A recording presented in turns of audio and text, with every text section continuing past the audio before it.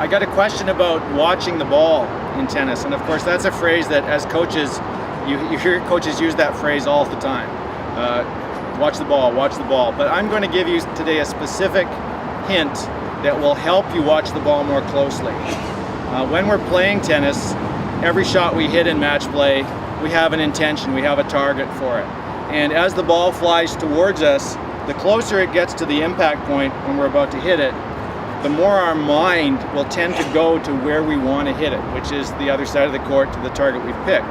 So that's what leads to mishits, frankly. The player will be watching the ball, and then as it gets into the impact zone, their attention will leave the impact zone and go to where they're going, and that creates the mishit. So the tip I'm going to give you is to actually start looking for the seams or the label of the ball as it gets within about 8 to 10 feet of you.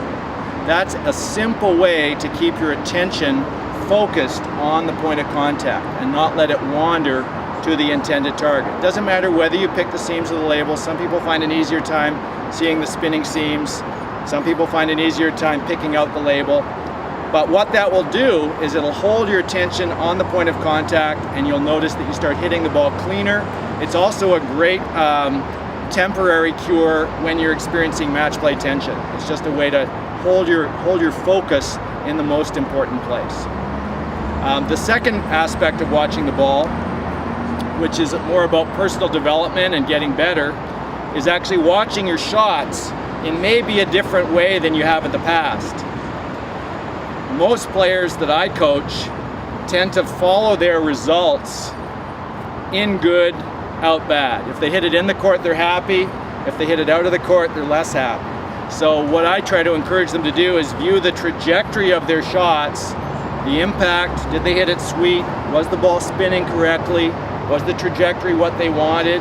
And if the ball is just a little bit out, like this much out, it's not a failure. It's a really good tennis shot that didn't find the tennis court. So what I'd like to encourage all of you to do is to start viewing your shots through the trajectory that you're hitting.